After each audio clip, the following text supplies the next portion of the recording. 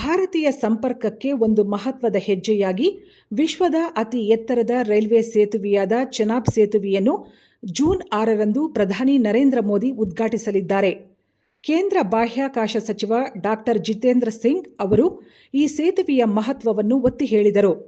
ಜಮ್ಮು ಮತ್ತು ಕಾಶ್ಮೀರದ Udhampur, Srinagar, Baramulla railway link ಈ ಯೋಜನೆಯ ಪ್ರಮುಖ ಮಾರ್ಗವಾಗಿದೆ.